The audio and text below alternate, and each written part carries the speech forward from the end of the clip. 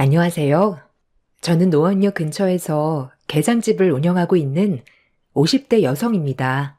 지금까지 정신없이 바쁘게 살아오다가 최근 들어 삶의 여유를 가지려고 제 딸과 많은 시간을 보내고 있는 중입니다. 내년 5월에 결혼이 예정되어 있는데 그때 되면 함께 할 수 있는 시간이 더 줄어들 것 같아 그전까지 딸과 자주 못 다녔던 여행도 좀 다니고 맛있는 것도 먹으러 다니면서 좋은 추억을 많이 만들고 있어요. 그동안 앞만 보며 달려왔던 건 제 딸이 남들에게 무시당하지 않고 남은 인생 행복하게 잘 살기를 바라는 마음에 오로지 딸을 위해 제 인생을 바쳤고 지금은 그 꿈을 이루게 되었죠. 사람은 주어진 환경에 따라 변한다잖아요. 저와 제 딸 또한 급격하게 변해버린 인생길을 다시 만들어가기 위해 발버둥 쳤고 지금의 결과까지 이룰 수 있게 되었네요. 저희가 악착같이 살아왔던 이유는 13년 전에 전 남편과 이혼을 하면서부터였어요. 그때 당시 저와 제 딸이 내쳐졌을 때 받았던 상처는 분노로 가득 차게 되었고 그 사람에게 꼭 복수해야겠다는 그런 마음 하나밖에 없었습니다.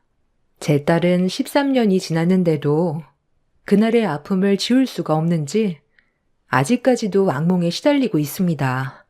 시간이 약이라고 세월이 흐른 만큼 예전보다 나아지긴 했지만 제가 바라는 건 그 아픔에서 완전히 벗어나 더 이상 아프지 않고 살아가길 바랄 뿐입니다. 13년 전에 전 남편은 저와 함께 족발을 팔아 생계를 유지해 왔었어요. 배운 게 도둑질이라고 전 시부모님이 다른 지역에서 족발 장사를 했었는데 그 옆에서 일을 배워왔었고 저와 결혼을 하게 되면서 다른 지역에서 족발 가게를 오픈하게 되었습니다. 시부모님한테 모든 걸 제공받아 장사를 하다 보니 맨 땅에 헤딩하는 게 아니라서 어렵지 않게 올라갈 수 있었어요.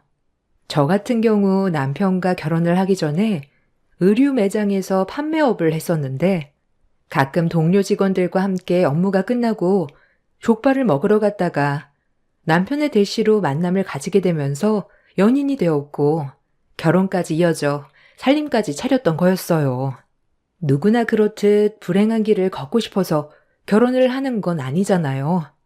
그런데 행복한 삶을 살고 싶어 결혼을 선택한 제 인생은 전혀 다른 방향으로 흘러가 버렸습니다. 시부모님은 제가 하는 일이 마음에 들지 않는다고 남편을 도와 족발집을 키우길 원하셨어요. 음식에 소질이 없었던 저로서는 새로운 일을 한다는 게 쉽진 않았지만 시모의 말대로 남편을 도와 족발집을 운영하는 게 훨씬 더 좋은 방향일 수도 있을 것 같아 고민 끝에 오랜 시간 다니던 일을 그만두고 남편을 따라 장사를 하게 되었습니다. 처음 접해본 일들이라 쉽지는 않았지만 뼈와 살이 된다 생각하고 열심히 배워왔고 그렇게 남편과 손발 맞춰 살아오다 보니 어느새 제 딸은 대학을 앞둔 고등학생이 되어 있었죠. 그동안 남편과 함께 결혼 생활을 해오면서 별의별 일들은 다 겪었었는데 그래도 이혼하지 않고 버티려 했던 건 제 딸의 앞날 때문이었어요. 반에서 항상 10등 안에 들었었고 좋은 성적을 거뒀던 제 딸의 미래가 밝아 보여 성인이 될 때까지는 최대한 참고 버티면서 살아왔었어요. 계획도 없이 무작정 남편과 이혼을 한다는 건 제 딸의 미래를 망칠 수 있을지도 모른다는 불안함 때문에 때를 기다려왔던 것 같습니다. 남편이 그동안 저를 무시하고 상처가 되는 행동들을 많이 해도 참을만 했었어요. 바람만 아니면 다른 건 다 넘어갈 수가 있었습니다. 바람을 피우는 순간 제 딸에게도 엄청난 상처를 받게 되는 충격적인 일이었기 때문에 남편이 외간 여자만큼은 안 만나길 바라왔었어요. 그런데 어느 날 남편이 배달을 다녀오겠다고 나가더니 한참이 지나도 들어올 생각을 하지 않더라고요. 전화를 해도 받지 않길래 남편이 배달 간 곳을 확인해 보니 딸이 입시 준비로 학원을 다니고 있던 건물에 배달을 갔길래 곧 돌아오겠지 했는데 딸이 학원에서 공부를 마치고 식당으로 들어왔는데도 남편은 오지 않았습니다. 그래서 딸에게 아빠를 봤냐고 물어보니 못 봤다고 하길래 그때부터 기분이 슬슬 안 좋아지기 시작했고 시간을 확인해 보니 배달 나갔던 사람이 어느새 4시간이나 넘게 연락 두절인 상태였어요. 수십 통도 아닌 수백 통의 전화를 걸었죠. 배달 일도 많이 바쁜데 벌만큼 벌었고 체인점도 수십 개가 있다 보니 이제 막 살아도 된다고 생각하고 있는 건지 무책임한 행동을 지속적으로 보였지만 그래도 4시간 이상 자리를 비운 적은 단 한 번도 없었습니다. 확실하게 뭔가 느낌이 안 좋아 딸에게 잠깐 식당을 맡기고 남편이 배달간 건물로 향했어요. 건물 주위에 배달 오토바이가 없길래 답답함은 더해갔는데 다시 식당으로 돌아가려던 그 순간 남편의 오토바이가 지하 주차장에 주차가 되어 있는 게 눈에 들어오는 게 아니겠어요? 그냥 지나쳤으면 못 봤을 정도로 아주 살짝 보였던 오토바이를 발견한 저는 심장이 두근거려 천천히 지하 주차장으로 걸어 내려가고 있는데 대화 소리가 들리기 시작했어요. 남편이 어떤 여자와 대화를 주고받는 모습이 눈에 들어왔고 그 모습을 유심히 지켜보던 저는 충격적인 말을 듣게 되었네요. 아, 다종이야. 당연히 머리가 좋으니까 좋은 대학은 당연히 붙지 않겠어? 너무 걱정 안 해도 될 것 같아. 부족한 거 있으면 내가 채워주면 되지. 돈이 넘쳐나는데 뭐가 걱정이야? 당신은 이 빌딩 건물 주고 나는 족발집 체인점이 10개나 있는 잘 나가는 족발집 사장인데 우리 둘이 합치면 두려울 거 하나 없어. 내가 괜찮은 과외 선생 좀 알아봤는데 조만간 자리 만들 거니 한번 받아봐봐. 그 과외 선생과 공부한 애들은 죄다 서울대 붙었다더라. 비용이 부담스러울 정도로 비싸긴 해도 우리 다정이를 위해서라면 내 재산 뭐도 줘도 하나도 아깝지 않지. 나는 당신이 더 걱정이야. 혼자서 빌딩 관리하는 것도 힘들고 지금까지 외롭게 지나와서 우울증 약도 먹고 있잖아. 그래서 조만간 정리할 생각을 가지고 있으니까 너무 힘들어하지 말고 조금만 기다려줘. 나도 정말 들어가고 싶진 않지만 무작정 막 나갈 순 없잖아. 내가 최대한 유리한 쪽으로 상황을 만들어야 돈을 덜 뜯기지. 나는 우리가 만나고 있다는 걸 집사람이 몰랐으면 좋겠어. 이 건물에 있는 사람들도 마찬가지고 다종이한테 안 좋은 소문이라도 돌면 공부에 지장이 생길 거 아니야. 스트레스 받는 일을 줄여줘도 모자란데 더 키웠다가 대학 진학에 문제라도 생기면 어떡해?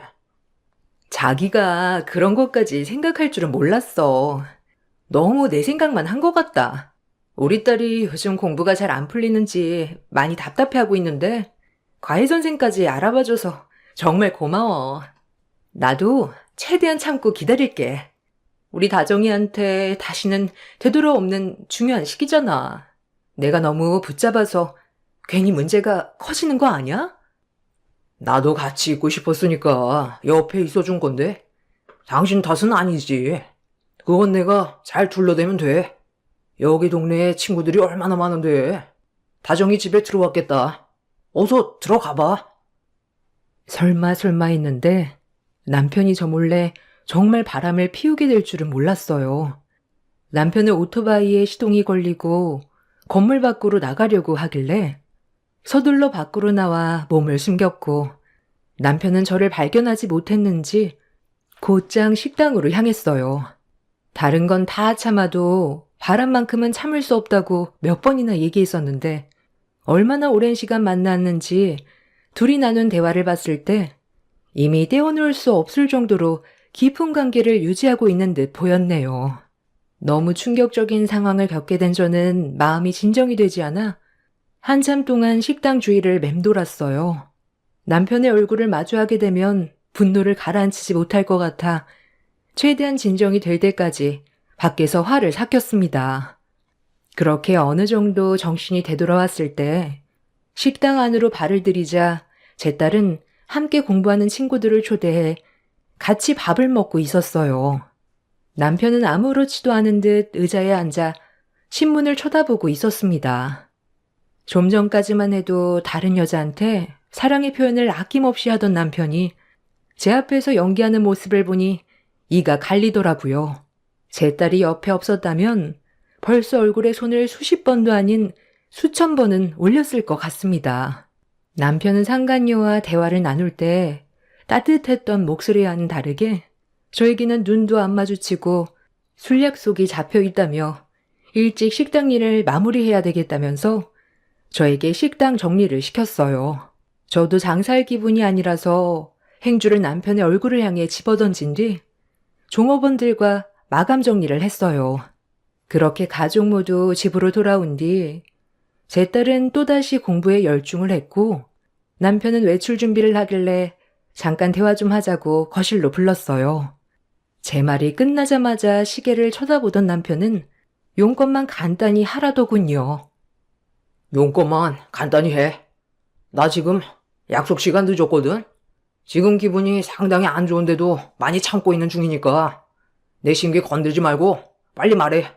아까 종업원들 보고 있는 자리에서 내 얼굴에 행주를 던지면 어쩌자는 거야? 친구들과 대화 좀 하면서 시간을 보내다 보면 늦을 수도 있는 거지. 별것도 아닌 일 가지고 그런 행동을 저지르면 종업원들이 나를 뭘로 생각하겠어? 요즘 내가 신경 쓸 일이 여러 가지로 많아서 많이 예민하니까 웬만하면 건들지 않았으면 좋겠네. 당신이 친구들을 만나건 그런 건 상관없거든? 전화는 왜 안 받았어? 요즘 들어 아예 내 전화는 그냥 무시를 하더라. 당신이야말로 지금 상황 파악이 안 돼? 지금 내 감정이 어떤지 잘 알지도 못하면서 당신 입장만 내세우지 말고 지금부터 내가 하는 얘기 잘 들어. 요즘 우리 나연이가 입시 준비하면서 학원에서 배우는 거 말고 따로 가이를 좀 받았으면 좋겠대. 아는 사람이 있으면 나연이랑 연결을 해주면 좋을 것 같은데. 얼마 전에 당신 입에서 가이 선생이 돼 얼핏 들은 것 같아서. 족발 사장이 가해 선생이랑 무슨 연관이 있어서 내가 알겠어. 나는 그런 거 전혀 모르니까 정 붙여주고 싶으면 당신이 직접 알아보면 되겠네. 그런데 지금 학원 다니는 것도 꽤 돈이 많이 들어가는 것 같은데 굳이 과외까지 받아야 돼?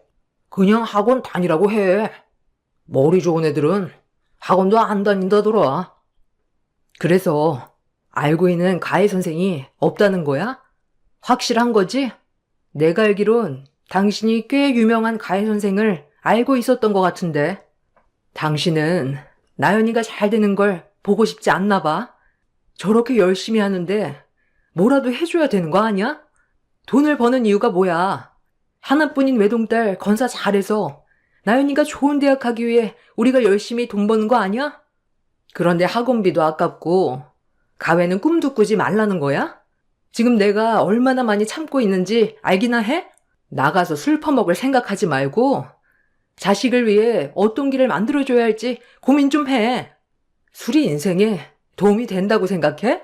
돈 좀 벌고 배가 부르니까 이제 막 나가도 된다는 거야? 아, 오늘따라 이 사람이 왜 그래? 뭐 잘못 먹었어? 당신도 지금까지 가회 얘기는 단 한 번도 꺼낸 적이 없었잖아. 꼭 공부 못하는 것들이 가회 찾더라. 그런 거 다 돈만 버리는 거야. 상간녀 자식에게는 유명한 가해 선생을 붙여주고 자기 친딸은 학원비도 아깝다는 말을 꺼냈을 땐 그 여자에게 단단히 미쳐 있다는 걸 알 수가 있었어요. 그래서 더는 참을 수가 없었고 서둘러 밖으로 나가버린 남편의 뒤를 따랐습니다. 제 딸에겐 남편이 바람 피우고 있다는 사실을 알리고 싶지가 않았어요. 제가 남편의 뒤를 따라가자 언성을 높이며 화를 내길래 남편의 뺨에 손을 올려친 뒤 참았던 분노를 터트리면서 외간 여자와 만나고 있는 현장을 목격했다고 말했어요. 그동안 네가 뭔 짓을 해도 다 참고 넘어갔던 건 나 혼자 감당하면 되는 문제니까. 그래서 지금까지 이악 물고 참아오면서 살아왔던 거야. 우리 딸 나연이한테 아빠 엄마 못난 모습을 보여주기 싫어서 힘들게 버틴 거라고. 내가 너랑 그동안 살면서 큰 거 바랬어? 내가 다른 건 다 참아도 바람 피우는 건 절대로 안 된다고 했지? 그건 나한테 상처 주는 걸 넘어서 나연이한테도 평생 기억에서 지워지지 않는 상처라고 했잖아. 그런데 나 몰래 바람을 피워? 너 오늘 배달 갔다가 하루 종일 안 들어오길래 배달간 건물에 찾아가니까 지하주차장에서 외간 여자랑 은밀하게 대화를 주고받고 있더라. 그 여자가 그 빌딩 건물주라며? 그게 그렇게 마음에 들었어? 내가 너한테 왜 가해 선생에 대해 얘기했겠어? 그 여자 딸에게는 유명한 가해 선생 붙여주겠다며 벌써 돈까지 지불하고 다 알아봤다며. 그런데 내가 너한테 가해 선생 좀 알아봐 달라고 하니까 뭐라고? 학원비도 아깝다고? 너랑 피가 섞인 천륜인 나연이보다 피 한 방울 섞이지 않은 남의 자식이 더 소중하다는 거야? 네가 이러고도 인간이야? 아무리 그 여자한테 정신이 나갔어도 지핏줄인 나연이한테 더 신경 써줘야 되는 게 맞는 거 아니냐고. 뭐야, 다 듣고 있었어? 너랑 어떻게 상황을 정리해야 되나? 정말 고민 많았었는데. 그럼 얘기가 쉬워지겠네. 나 그 사람과 가벼운 사이 아니야. 거기에다가 빌딩 주라. 내 인생에 도움이 많이 되는 사람이야.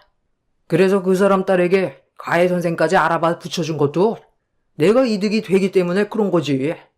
너는 나한테 도움이 1도 안 되잖아. 어차피 일이 이렇게 됐으니 하루빨리 정리하고 각자 갈 길 가는 게 좋을 것 같네. 최대한 좋게 갈라서려 했는데 어쩔 수 없지. 합의금 적당히 챙겨줄 테니까 그 돈으로 나연이 데리고 앞으로 잘 살아. 당신은 악착 같아서 나 없어도 나연이 건사 잘할 거야. 이런 관계로 살아봤자 무의미하지. 저에게 조금의 미안한 감정도 없는지 되려 큰소리 치면서 이혼을 결심한 남편의 모습에 분노가 치밀어 오른 저는 또다시 손을 올렸지만 남편은 제 팔을 잡고 바닥으로 패대기쳐 버렸어요. 20년의 시간 동안 온갖 꾸준한 일은 다 하면서 바친 인생인데 그런 노력이 남편의 바람으로 결국 끝이 나게 된 거였죠. 이런 사실을 딸에게 어떻게 알려야 할지 모르겠더라고요. 남편과 한바탕하고 다시 집으로 돌아와서 딸의 방문을 열어보니 공부에 열중하고 있었어요. 그런 딸에게 남편이 바람을 피우고 있다는 말을 꺼내면 앞으로의 미래가 완전히 바뀌어버리게 될 것 같아 그런 아픔을 겪게 하고 싶지 않아 저도 모르게 눈물이 왈칵 쏟아져 내렸어요. 딸이 공부에 방해가 될까봐 최대한 조심스럽게 다시 방문을 닫은 다음 이 문제를 좋게 넘어갈 수 없어 시댁으로 향했어요. 시부모님도 당신 아들이 다른 여자를 만나고 있다는 걸 알아야 할 필요가 있다고 생각했어요. 그렇게 제가 겪은 억울함을 하소연하려고 시댁에 도착해 현관문을 열려는 순간 집안에서 웃는 소리와 함께 남편의 목소리가 들려왔어요. 그리고 그날 지하 주차장에서 들었던 상간녀의 목소리도 함께 들려오길래 뭔가 잘못 흘러가고 있다고 판단하게 된 저는 조금의 망설임도 없이 현관문을 열고 집 안으로 들어갔습니다. 그리고 눈앞에 펼쳐진 광경은 저에게 엄청난 충격을 안겨주었고 상간녀와 처음으로 얼굴을 대면했어요. 저를 바라보는 시선에서 느껴지는 건 두려움이라고는 조금도 없는 당당함이었습니다. 올 거라고 예상은 하고 있었는데 이렇게 빨리 올 줄은 몰랐다. 이제 막 대화 몇 마디 했을 뿐인데 뭐가 그리 급해서 연락도 없이 달려왔니? 굳이 너한테 설명할 필요 없을 것 같고 눈앞에 보이는 대로다. 무슨 할 말이 있어서 온 거니? 이미 내 아들과 대충 얘기 끝났다고 들었는데 아직 볼 일이 남은 거야? 인생이란 게 원래 평탄한 삶을 살아갈 수는 없단다. 이런저런 사건이 생길 수도 있는 거고 내일 당장 이 세상에 없는 존재가 될지도 모르는 게 인생인데 이 정도 일 가지고 충격받아서야 되겠니? 뭘 원해서 온 거야? 내 아들 말로는 위자료 몇 푼 주면 서류에 도장 찍을 거라던데 어차피 이렇게 된 거 빨리 정리해야지. 제가 지금까지 어떻게 살아왔는데 위자료 몇 푼 받고 끝낼 것 같아요? 20년을 이 집 며느리로 인생을 바쳐 살아왔어요. 제 손을 거쳐간 족발만 수억 개라고요. 그런데 위자료 몇 푼 주고 땡치겠다면 퍽이나 서류에 도장 찍고 끝내겠네요. 대충 들어보니 그쪽 집안의 딸이 내 딸과 나이가 같은 것 같은데 대학 문제로 상당히 골치라며? 둘이 지금 만나고 있는 것도 모른다면서 대학 입학하고 나서 얘기할 거라는 건 일이 잘 안 풀리고 있다는 거겠지. 가위까지 붙일 정도면 머리가 좋은 편은 아닌가 봐. 내일 당장 니년 딸한테 가서 네가 내 남편 꼬셔서 바람 피우고 있다고 얘기 좀 해줄까? 온 동네방네 떠들어서 고개도 못 들게 하고 다니면 아마 걔 인생도 아작이 나겠지. 나랑 내 딸만 피해볼 순 없잖아. 내가 당하고만 있을 것 같아? 아직 서류에 도장도 안 찍었는데 얼굴 대면하고 다음 일까지 계획하고 있는 니들이 인간이야? 어차피 망가지게 될 거면 끝까지 한번 가보자고. 니들 인생이 순탄해지게 놔둘 것 같아? 내 딸 건드리기만 해봐. 내가 가지고 있는 모든 걸 동원해서라도 너부터 끝장 볼 테니까. 나는 뭐 가만히 있을 줄 알아? 보잘것없는 게 어디서 협박이야? 뭘 원하는데? 섭섭지 않게 위자료 주면 그걸로 새 출발하면 되잖아. 나 말고 좋은 남자 만나서 다시 시작하면 되지. 왜 구질구질하게 행동하려고 그래? 족발집 몇 개 주면 되겠어? 우리 아버지한테 족발을 받아서 운영해야 되니까 많이 불편하겠지? 그럼 그만큼 위자료로 더 챙겨줄 테니 그냥 적당히 하고 끝내자. 전조가리 파는 널 며느리로 받아들인 건 그래도 기본적인 장사는 할 줄 아니까. 내 아들 옆에서 일을 돕는데 크게 무리는 없을 것 같아 받아준 것뿐이다. 처음부터 네가 마음에 들어서 받아준 건 조금도 없었어. 나랑 살아오면서 너도 느끼고 있었잖아. 반대로 나한테 인사 온 경진 씨는 빌딩을 소유하고 있는 빌딩주인데 너랑 비교가 되겠니? 그 건물에 우리 족발집 하나 더 오픈할 수 있고 앞으로 우리 가족이 살아가는데 좋은 조건들이 너무 많은데 굴러 들어온 금덩이를 흘려보낼 수야 없지. 저는 이미 한 번의 이혼 경험이 있는데요. 그거 시간 지나고 보면 별거 아니에요. 마음이 안 맞는 사람일수록 하루빨리 정리하는 게 인생을 허비하지 않는 길인 거예요. 그쪽이 우리 자기랑 맞지 않아서 이런 일이 생긴 건데 시간 끌어봤자 서로에게 이득되는 부분도 없는데 그냥 좋게 끝내요. 저는 두 연놈들과 저를 노려보고 있는 시부모를 용서할 수가 없었어요. 정신 나간 여자처럼 행동하면서 온 집안을 초토화시켜 버렸습니다. 이성을 잃어버린 모습에 당황한 그들은 저를 피해 다녔고 상간녀가 남편한테 저를 말려보라며 두려워하자 저에게 그만 난리치라며 소리를 지르더니 제 얼굴에 손을 올리더라고요. 저 또한 남편의 얼굴에 조금의 망설임도 없이 손을 올렸습니다. 여자가 한을 품으면 온유월에도 서리가 내린다잖아요. 제가 그때 그 인간들을 이 세상에서 빛도 못 보게 만들려고 작정을 했는지 거침없는 행동을 보였고 눈이 돌아버린 저에게 두려움을 느끼곤 저에게 더 이상 접근하지 못했어요.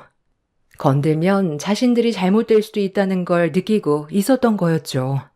상간녀는 그런 저를 피해 도망을 치려 하길래 그 뒤를 바짝 쫓아 머리채를 잡은 뒤 바닥으로 내리꽂아 버렸어요. 그리고 더러워서 이혼해주겠다고 위자료나 준비하라고 동네가 떠나갈 정도로 소리를 지른 뒤 집 밖으로 비틀거리며 나왔습니다.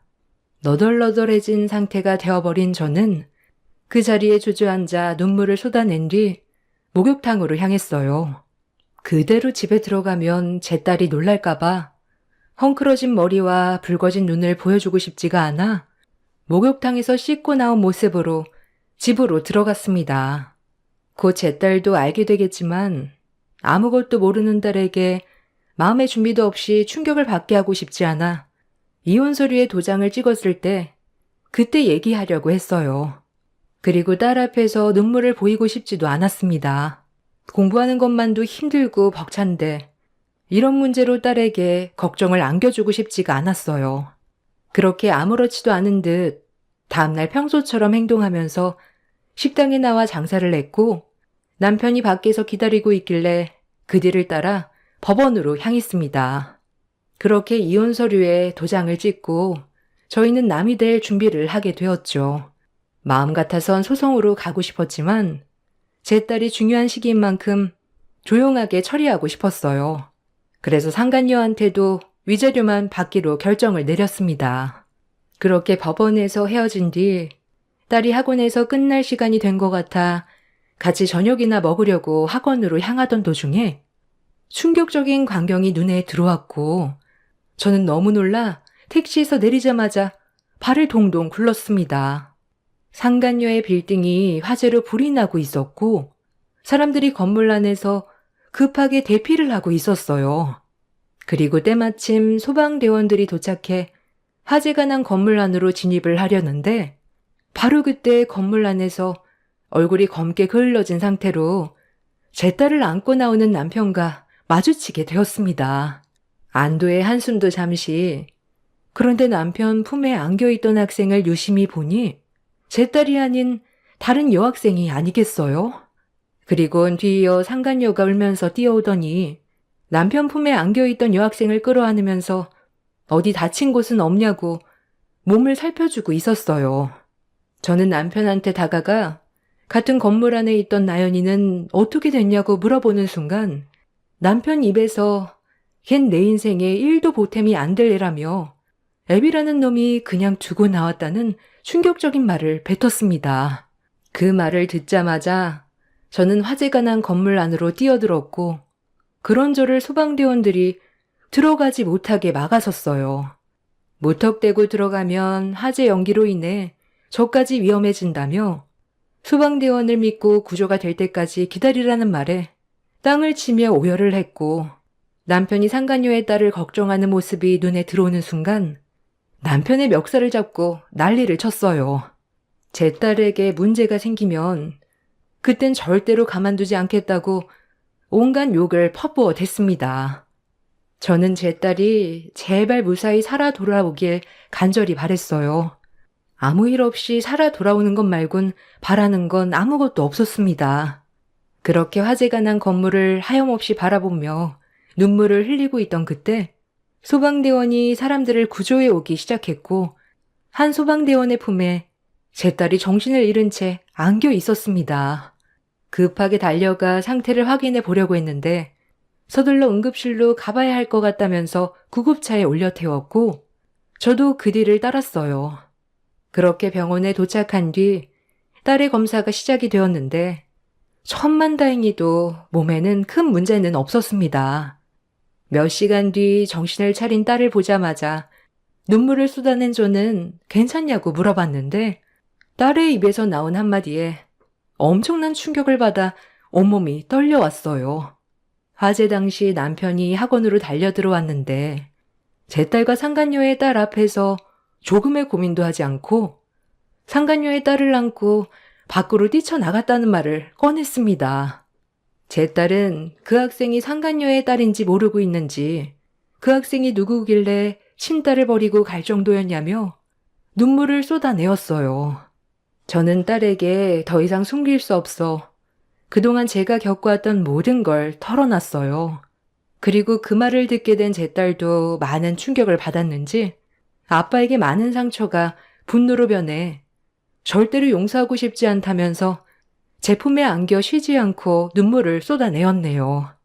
저는 그런 딸에게 그 인간들 보란듯이 잘 사는 게 복수라고 했어요. 제 딸은 그동안 제가 마음고생이 심했을 것 같다면서 자기 자신도 힘들 텐데 저를 위로해 주었습니다. 그리고 무언가를 결심한 것 같은 얼굴을 하고 있더라고요. 그렇게 저희 모녀는 그들에게 받은 상처를 안고 그곳을 떠났습니다. 저와 제 딸은 오로지 성공을 위해 앞만 보고 달렸고 그렇게 힘든 시간들을 이겨내고 잠시 숨을 고르니 벌써 13년이 흘러버렸습니다.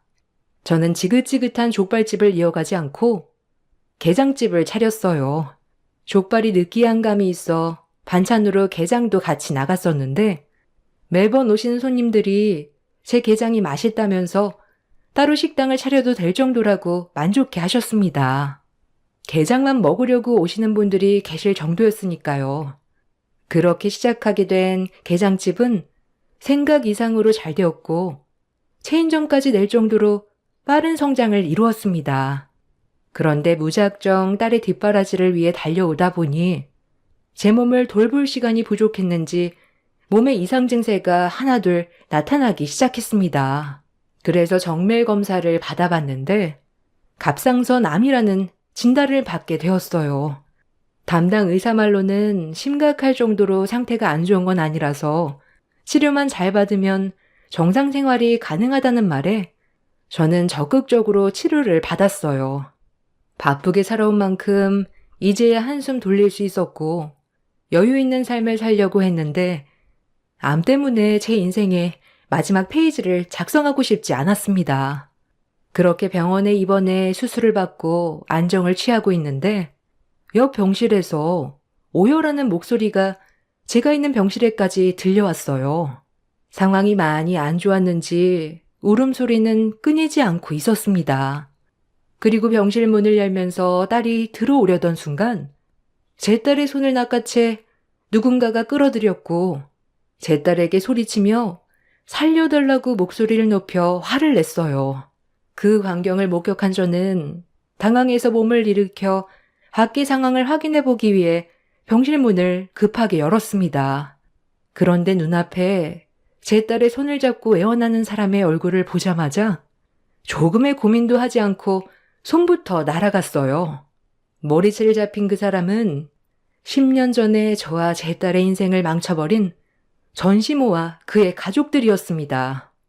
제 손에 머리채를 쥐어뜯기고 있던 전시모는 눈물을 흘리면서 자기 아들 좀 살려달라고 제 딸에게 애원을 했는데 얼마나 제 딸을 흔들어댔는지 제 딸의 금속 명찰이 전시모의 손에 쥐어져 있었습니다.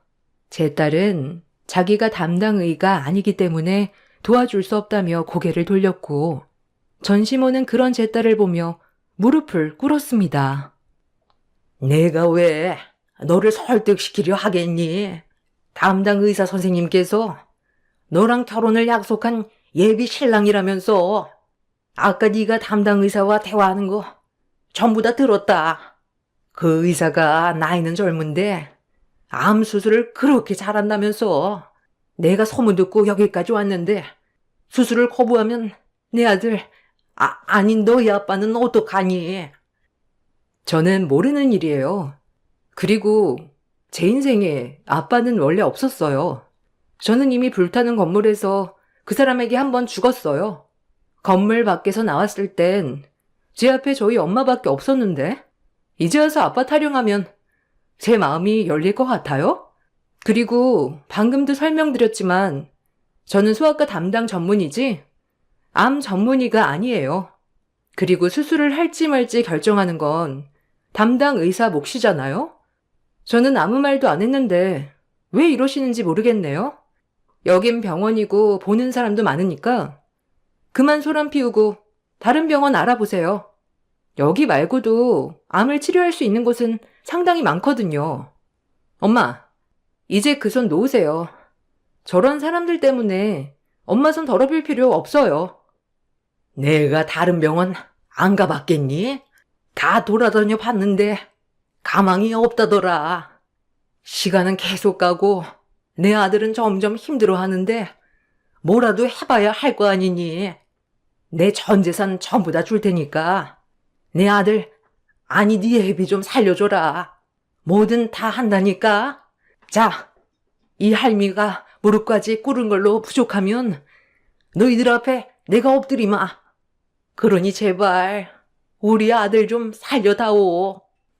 내 아들이 너랑 이혼을 하고 그 경진인가 뭔가 하는 여자랑 처음엔 잘 되는가 싶었는데 그 집 딸내미가 목숨을 구해준 내 아들과 부적절한 관계라는 걸 알고 충격을 받아서 집을 뛰쳐나간 적이 있었다. 그 이후 개를 찾겠다고 경찰에 신고도 하고 한바탕 난리가 났었는데 개가 간 곳이 어디였는지 아니? 자기 친아빠한테 가 있던 거였지. 그걸 본 그 여자가 내 아들과는 더 이상 함께할 수 없을 것 같다면서 뒷딸을 버리고 내 아들과 시작할 수 없다고 이혼했던 전 남편이랑 다시 재결합을 했더랜다. 내 아들이 낙동강 오리알 신세가 되고 나서 다른 여자한테 만족을 느끼지 못한 채 10년을 혼자 살아왔어. 니들한테 다시 가고 싶은 마음은 있었지만 과거에 저지른 용서받지 못할 행동 때문에 수소문 끝에 니들이 있는 곳만 겨우 알아내서 먼발치에서 지켜만 보고 있었다. 내 아들과 우리가 분명 실수한 건 맞지만 10년 넘는 시간 동안 잘못을 뉘우치며 살아왔었어. 니들 앞에 나타나고 싶었지만 우리가 무슨 면목으로 너희 얼굴을 보겠니? 내 아들이 용서받지 못할 죄를 저지른 건 알지만 눈 딱 감고 한 번만 용서해 줄 순 없겠니? 그래도 네가 이 세상에 있게 만들어준 네 친애비잖아. 너랑 결혼 예정인 그 담당 의사에게 한 번만 수술을 해달라고 부탁하면 안 될까? 왜 다른 병원에서도 힘들 것 같다는 말을 했는지 아실 텐데요. 수술을 하다가 죽을 수도 있기 때문에 거부를 했던 거였어요. 그 사람도 마찬가지고요. 제가 그때 그런 아픔이 있었다는 이유를 듣고 수술을 하고 싶지 않은 마음도 있었겠지만 의사로서 가망이 없어 보이니까 수술을 거부했던 거예요. 전 남편은 대장암 말기로 이미 손을 쓸 수가 없는 상태였습니다. 의사가 된 제 딸이 암 전문의인 예비 사이한테 과거에 있었던 일들을 얘기하면서 자기 아빠가 수술을 받으면 좋아질 수 있는지 물어본 것 같았어요. 성공 확률이 5%도 안 된다며 희박하다는 말에 수술을 하지 않는 게 좋을 것 같다고 했던 것 같습니다. 제 딸이 아무래도 예비 사이의 손을 더럽히고 싶지 않았던 것 같아요. 성공 확률도 높지 않은 수술을 예비 사이에게 맡겨서 죽게 된다면 예비 사이가 정신적으로 힘들어질까봐 무조건 수술을 거부하라고 했던 거였는데 그 말을 전시모가 듣게 되었던 거였죠. 예비 사이가 암 수술 성공률이 높다는 게 소문이 많이 퍼져서 예약 환자도 상당히 많이 잡혀 있는 걸로 알고 있습니다. 그런데 전시모는 제 딸을 이용해 우선적으로 자기 아들의 수술을 잡길 원하고 있었어요. 그것부터가 잘못된 행동인데 무릎 꿇고 손이 발이 되도록 빌고 있다는 것도 가식처럼 비치고 있었네요. 제 딸은 계속 매달리는 전시모 때문에 화가 많이 났는지 병실 문을 열고 자기 아빠의 얼굴을 대면했어요.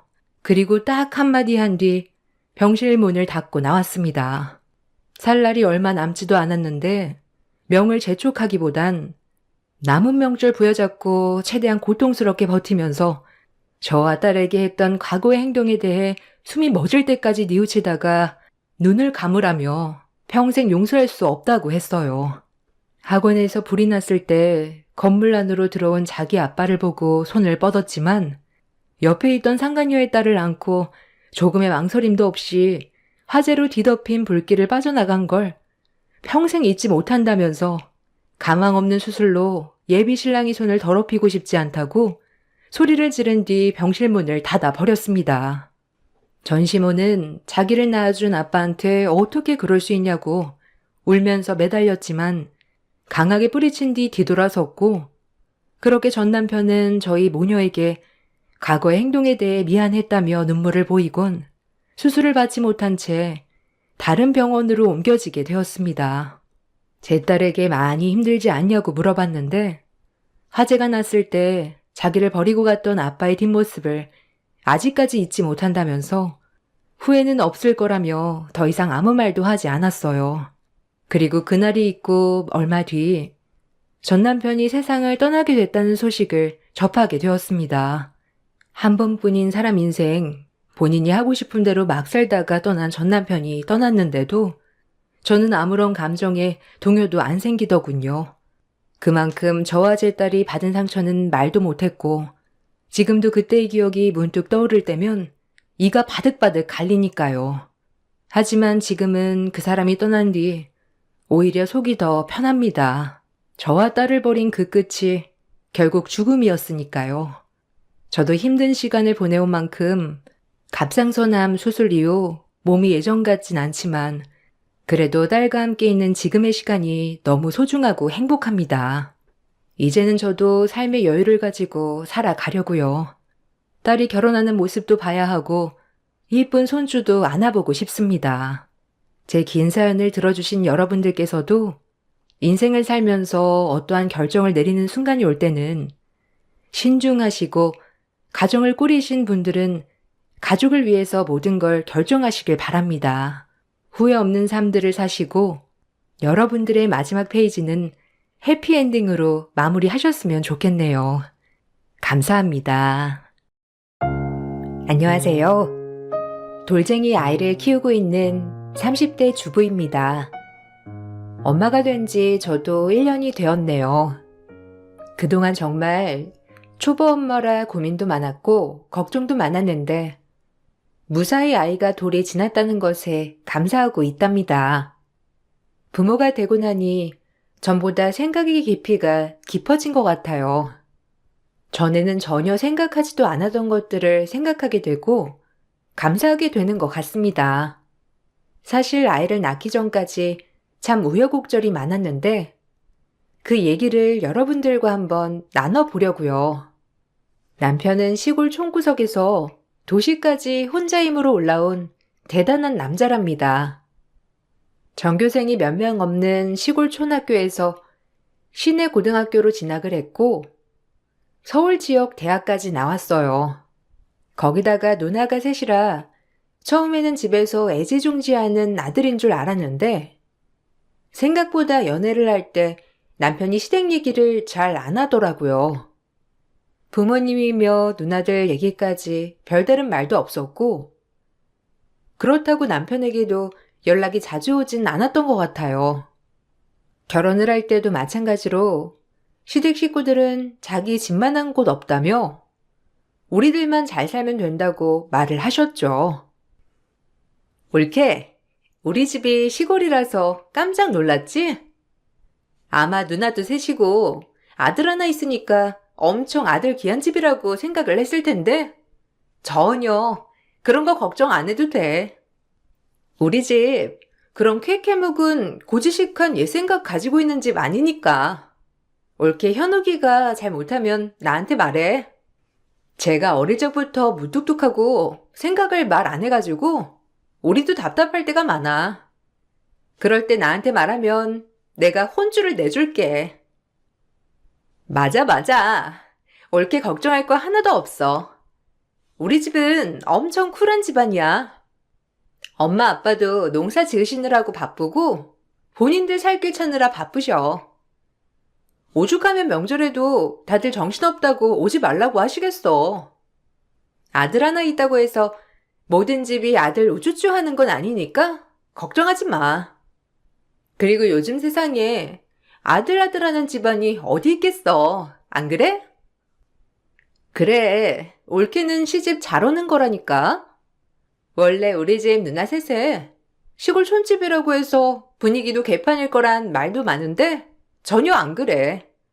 우리 신랑도 결혼하고 나서 우리 집 왜 이렇게 쿨하냐고 할 정도라니까. 집안 행사도 많지 않고 대신 엄마가 촌사람이라서 좀 정이 많아.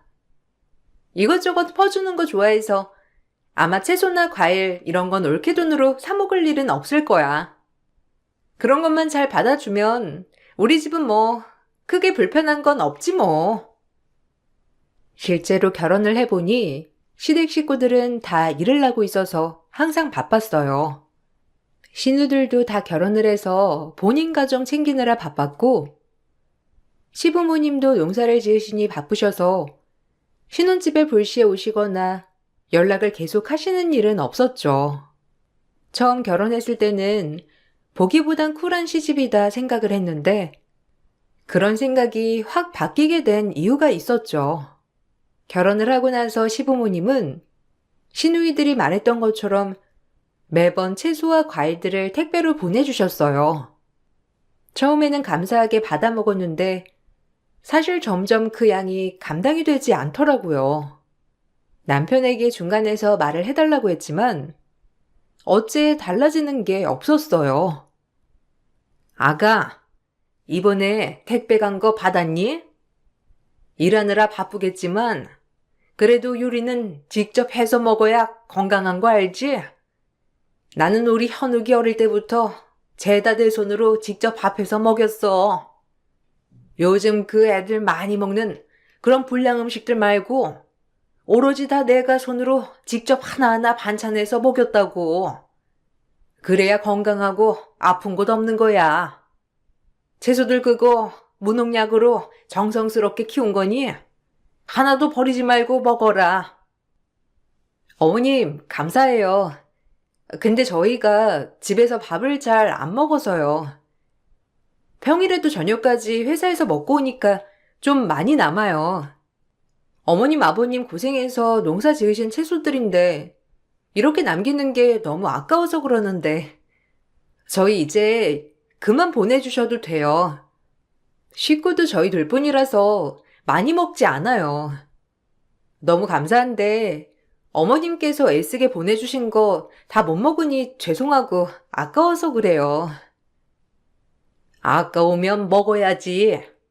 어떻게든 먹어야지 어쩌겠니? 그리고 나한테 죄송하면 성의를 보여야 하는 거 아니니? 아니 지금 너희 결혼한 지 몇 달이 지났는데 아무리 채소며 과일이며 싸서 보내줘도 고맙다고 말만 하고 입 닫고 땡이니 원. 안 그래도 나도 힘들고 지쳐서 그만두려고 했어. 그리고 그런 거 받으면 어른한테 전화해서 감사하다고 바로바로 인사하고 그래야 하는 거 아니니? 네 집에서는 이런 것도 안 알려주니? 네? 아, 죄송해요. 어머님, 제가 정신이 없어가지고 일 끝나고 집에 오면 너무 저녁이고 낮에는 저도 정신이 없어서 감사해요, 어머님. 안 그래도 남편이 어머님께 연락드린다고 해서 제가 따로 연락드릴 건 생각하지 못했네요. 제가 먼저 챙겨드려야 하는 건데. 됐다. 무슨 엎드려 철받기도 아니고. 나는 그래도 일하는 며느리 들어온다고 해서 좀 기대를 했건만. 역시 도시 애들이라 이런 건 잘 모르나? 어쨌든 채소랑 이런 건 이제 안 보내마. 너희도 잘 안 먹는다고 하고 버린다고 하니 어쩌겠어. 현욱이는 그래도 잘 먹는다고 하던데 네가 안 챙겨주는 건 아니지? 남자들은 집안 살림 잘 모르니까 여자가 알아서 챙겨야 해. 불시에 찾아오고 혹은 연락을 바라시는 건 아니었지만 시부모님께서는 뭔가를 갑자기 해주시고는 용돈을 바라시는 듯 했어요. 처음에는 그냥 하는 말씀인가 싶어 남편에게 말을 꺼내봤더니 남편은 신경 쓰지 말라며 본인이 알아서 해결한다고 했죠. 주변에 먼저 결혼을 한 사람들에게 물어보니 어른들은 그냥 연락하자는 뜻으로 말할 수 있다면서 서운해 그러실 수 있다고 말을 해 주더라고요. 자주 가지 못해 그런가 싶어서 다가오는 주말에 시댁에 내려가 보려고 하면 그건 또 괜찮다며 말리셨어요. 다만 다른 걸 원하시긴 하셨죠.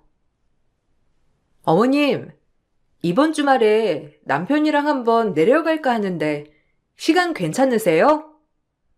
안 그래도 몇 주 후부터는 다른 집 농사일도 도와주러 가신다고 바쁘시다고 하셔서 이번에 내려가서 맛있는 것도 먹으러 가요.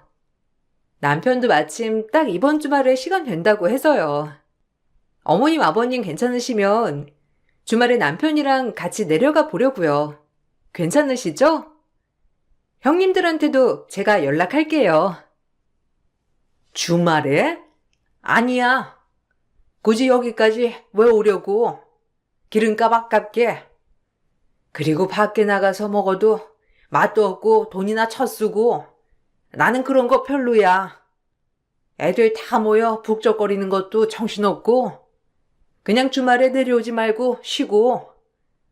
안 그래도 아들한테 전화했더니 바쁘다고 끊어버리던데. 요즘 일이 많이 바쁘니? 할 말이 있었는데 말도 못 꺼내게 끊어버리네. 아, 그래요? 요즘 남편이 좀 바빠요, 어머님. 새롭게 일 시작한 게 있어가지고 밤낮 없이 바쁘게 지내고 있어요. 요즘 저도 남편 얼굴 제대로 못 보고 있어요. 직장에 그만둔 사람도 있어가지고 그 일까지 같이 하느라고 정신 없는가 보더라고요. 급한 일이세요? 제가 아니면 저녁에 퇴근하고 오면 한번 말 전해 볼게요. 지금은 아마 전화하기 힘드실 거예요. 아니, 다른 건 아니고. 우리 동네에 이번에 잔치하거든? 잔치해가지고 우리가 참가 비용을 내야 하는데, 남들은 다 아들 내외 자식들이 해준다는데, 우리 집은 통 자식들이 이런 건 잘 못 챙기네. 내가 가타부타 말을 잘 안 해서 그런가? 애들이 신경을 잘 못 쓰는 것 같아서 말이야. 이왕 이렇게 된 거 네가 좀 챙겨서 보내다오. 그래도 명색이 며느리인데 이 정도는 해줄 수 있지? 네? 참석비요? 아, 마을 잔치에도 참석비가 있구나. 제가 그건 몰랐어요. 남편이 그런 얘기는 따로 없었는데, 이번 주말에 잔치예요? 얼마나 보내드려야 되는 거예요? 남편 퇴근하고 오면 한번 상의해서 전화드리라고 할게요. 아니, 무슨 남편한테 뭐 일일이 보고할 필요가 뭐가 있어? 너도 일하는데 그냥 일단 보내주면 되는 거지. 우선은 그래도 성의 표시는 해야 되고, 내가 친한 집안 잔치니까 좀 많이 해줘야 하거든? 100만 원만 일단 보내봐. 나중에 너희 애 낳고 그러면 다 그 집에서 다시 돌려줄 거니까 일단 그 정도는 해두자. 계좌번호 메시지로 보내줄 테니까 그쪽으로 보내주면 돼. 시모는 어느 날부턴가 본격적으로 돈을 요구하기 시작하셨어요. 동네 잔치, 모임, 친구들과 여행, 병원비, 급하게 농사 지을 때 필요한 돈들, 적게는 몇만 원, 많게는 수백만 원까지 급하다며 아무렇지 않게 보내달라고 하셨죠. 처음에는 남편이 이런 걸 다 신경 썼었는데, 통 바빠서 뭐 신경 쓰는가 싶어 보내드리고선 나중에 남편에게 말을 했었는데, 남편 표정이 정말 묘하더라고요. 다음에 그런 말이 있으면 바로 보내주지 말고 남편에게 말을 하고 보내주겠다고 하라길래 다음에는 그렇게 말을 꺼냈었죠. 얘, 바쁘니?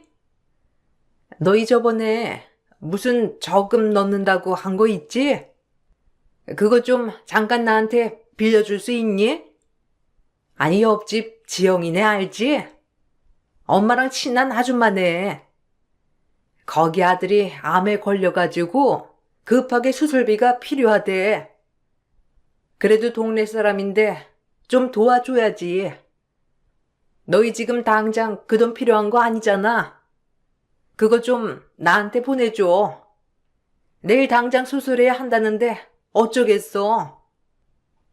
네? 어머님, 그거 제가 관리하는 게 아니라 남편이 관리하는 거라서 제가 어떻게 못해요. 남편이 보내주든지 해야 돼요. 어머님이 전화 한번 해보시겠어요? 아니면 제가 남편한테 지금 메시지라도 보내놓을게요. 바로 확인할 수 있을진 모르겠네요. 아니, 너는 일하는 애가 그 정도 돈도 없어? 일단 네 돈으로 먼저 보내주고 그 다음에 네 남편한테 말하면 되잖아. 일단 그럼 네 돈 먼저 보내줘. 얼마 전에 월급날이라고 하지 않았니? 여기저기 쓴 거 아직 없을 테고 네 월급 그냥 다 보내주면 되겠다. 예. 아무리 그래도 사람 어려울 때 외면하면 안 되는 거야. 이럴 때 도와주면 나중에 크게 복으로 온다니까. 어머님, 근데 제가 그걸 막 보내드리기는 어려울 것 같아요. 저희 다 공용 통장에 넣고 사용하는 거라서 일단은 남편한테도 말은 하고 보내줘야 해요. 일단 전화해 볼 테니까 좀 기다려 주세요. 전화를 할 필요가 뭐가 있니? 그냥 빌려주면 되는 거지. 너도 참 답답하다. 네가 그렇게 줄 데가 없으면 어떻게 하니? 그럼 네 남편이 죽으라고 하면 죽을 거야? 그냥 빌려주면 될걸. 전화를 하네 마네. 아이고, 됐다 됐어. 지영 엄마한테 내가 돈 구해준다고 했는데 어쩌니? 너 때문에 내가 생 거짓말쟁이가 됐잖아. 마치 저희 월급이며 모은 돈들을 자신들의 돈으로 생각하는 듯 했어요. 그러다가 저희 친정엄마가 갑자기 몸이 안 좋으셔서 쓰러지셨고 병원에 급하게 입원을 하게 되었는데 마침 시모가 연락이 오셨더라고요. 엄마가 쓰러져 병원에 와 계시다고 했더니 처음에는 걱정을 해주는 듯 하더니만 갑자기 병원비 얘기로 말을 돌리시더라고요. 엄마, 몸은 좀 어떠시니? 그래도 입원하면 괜찮아지신다니까 다행이네. 얼마나 입원해 계셔야 한다니? 검사는 다 받아보신 거야? 이제는 나이가 있으시니까 건강도 좀 챙기고 하셔야지. 우리 아내네 밖에서 농사 지으면서 사니까 따로 운동 같은 거 안 해도 튼튼하지만 너희 엄마는 평생 집안일만 하셔서 몸이 건강하시질 않으시잖아. 밖에서 좀 일도 하시고 그러면 좋으시련만. 꾸준히 운동하셨는데 요즘 일이 좀 갑자기 생기셔서 무리하셔가지고 그러신 것 같아요. 검사도 받았고 결과도 이상 없다고 해서 며칠 좀 더 지켜보다가 퇴원하려고요. 어머님은 몸 괜찮으세요? 저번에 감기 걸리셨다면서 남편한테 연락 왔었다고 들었어요. 병원 가서 검사 받아봐야 할 것 같다고. 검사는 다 하셨어요? 아, 검사할 게 뭐가 있어. 그냥 며칠 좀 아프다가 말았지 뭐. 네 엄마는 보험이라도 좀 들어둔 거니? 며칠 병원에 입원하려면 병원비도 만만치 않을 텐데. 박가사돈께서 일을 못 그만두시는 이유가 있겠어. 나이가 먹으면 건강해야 이것도 좋은 거라니까. 여기저기 아파봐라. 병원비만 나가고. 그나저나 병원비 너희가 내는 건 아니지? 네? 아니요. 보험 처리 다 하셔가지고 저희가 따로 낸 건 없는데. 그건 왜요? 안 그래도 어머님, 저번에 남편이 건강검진 비용 보내드렸다고 해서 저한테도 저희 부모님 건강검진 비용 내주겠다고 하더라고요. 마침 딱 예약하려고 했는데 엄마가 입원하시는 바람에 엄마 검진은 이렇게 받게 될 것 같아요. 어머님 검진 예약 안 하셨으면 제가 해드릴까요? 아니, 괜찮아. 그리고 니들이 왜 사돈댁 건강검진 비용을 내드리니? 그런 건 부모가 알아서 해야 하는 거지. 보험도 들어 계시다면서 자식들한테 그렇게 하나하나 돈 받고 그러면 오히려 부담스럽고 그렇지. 나야 뭐 아들 부모니까 이 정도는 괜찮지만 아무리 그래도 딸 부모는 사이 눈치도 보이고 그러지 않겠니? 마침내 저는 시부모의 마음을 알게 되었어요. 바로 자신들은 아들 부모이기 때문에 당연히 아들네가 용돈이며 각종 비용을 책임지는 건 당연한 거지만 딸 부모는 그래선 안 된다는 생각이셨던 거죠. 그렇게 쿨한 시댁이라고 했던 저희 시댁은 한마디로 가부장의 끝판왕이었어요. 시댁에 자주 오지 말라고 했던 이유도 기름값이 아까워서였고 저희가 가면 먹는 재료들이 아까워서였죠. 이 사실을 점점 느끼게 되면서 시댁에 대한 정이 확 떨어지더라고요. 더 가관이었던 건 시누이들 태도였는데 시부모뿐만 아니라 시누이들도 마치 남편의 돈을 공용재산처럼 생각을 하더라고요. 올케, 이번에 집에 갔다 왔는데 창고 쪽 수리 좀 봐야 할 것 같더라고. 올케가 직접 왔다 갔다 하면서 보기는 좀 그렇잖아. 내가 가까이 사니까 왔다 갔다 하면서 수리 좀 맡겨보려고 하는데 어떻게 생각해? 현욱이한테 전화했더니만 얘는 바쁘다고 끊어버리고 아마 현욱이도 결혼해서 올케 있으니까 올케한테 다 맡기려고 하나 봐. 남자들이 뭐 그렇지. 수리하는 거 괜찮지? 아, 네네. 뭐 심하게 망가졌나요? 저번 달에 갔을 때는 괜찮았던 것 같던데. 안 그래도 작년에 남편이 그쪽 담당 무너지면서 수리 볼 때가 있다면서 같이 싹 수리받다고 해가지고 문제 없는 줄 알았어요. 이번에 또 무너진 거예요? 저야 어머님, 아버님 안전하게 지내시는 거면 수리하는 게 낫죠. 아니, 꼭 뭐 어디 수리해야 돼서 하는 건 아니고, 그냥 집이 좀 낡았잖아. 엄마 아빠도 이제 아들 결혼까지 했는데, 집 수리하고 그래야지. 그래야 나중에 올케가 와도 모시고 살 때 편하지 않겠어? 내가 며느리라서 그런 거 잘 알아. 시댁집이 좀 깨끗하고 그래야 한 번이라도 와서 더 들여다보지. 어쨌든 현욱이한테는 올케가 설명하고 수리비용 내 계좌로 보내줘. 시부모님 오래된 주택을 수리하기 위한 것이라고 하니 저는 그냥 당연히 돈을 보태는 줄 알고 보냈죠. 근데 알고 봤더니 신우는 수리할 생각도 없었고 그냥 돈을 받았던 거더라고요. 나중에 그 사실을 알고선 남편이 크게 화를 내며 신우에게 다시 받아오긴 했지만 그 이후로는 시댁 식구들이 돈을 달라고만 하면 의심의 눈초리를 보내게 되었어요.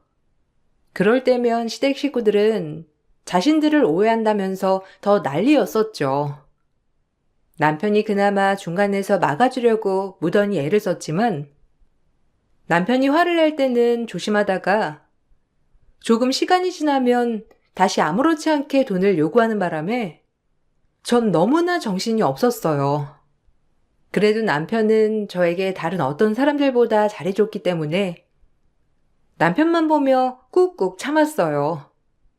제가 임신을 했을 때에도 남편은 무엇보다 제 몸 건강을 가장 걱정해줬는데 시댁 식구들은 제 몸이 아닌 다른 걸 걱정하더라고요. 입덧은 좀 어떠니? 원래 입덧을 해야 애가 건강하고 똑똑하다더라. 너 입덧 한다고 병원 가서 약 받고 오거나 주사 맞고 오는 거 아니지? 그런 거 맞으면 애 몸에도 별로 좋지 않아. 사람이 자연스러운 게 좋은 거지. 억지로 막는다고 해서 좋은 거 아니야. 알지? 입덧 심해도 그냥 먹으면 다 괜찮아져. 임신하면 입덧하는 게 맞는 거지. 유난 떨면서 지낼 필요 없단 말이야. 네, 근데 저도 참고 싶은데 참아지지 않아요. 벌써 일주일 만에 5kg나 빠져서 병원에서는 입원했으면 좋겠다고 할 정도라서요. 어머님, 제가 전화 통화를 길게 못할 것 같아요. 머리가 어지러워가지고. 하여튼 억지로 약 먹고 그러면 몸에 안 좋으니까 조심하고. 네가 힘들다고 안 먹어버리면 아이가 더 힘든 거야. 너는 이제 엄마니까 네 몸보다는 아이 생각을 해야 맞는 거고. 그리고 임신했다고 너무 네 남편 부려먹지 말고. 나는 그런 거 딱 질색이더라. 아기용품은 아직 안 샀지? 내가 보니까 우리 딸들도 아기용품 이것저것 사둬도 다 쓰지도 않더라. 우리 딸들 애 낳을 때 쓰던 거 있거든? 그거 모아서 보내줄 테니까 쓸데없이 돈 쓰지 말고 그거 써. 네?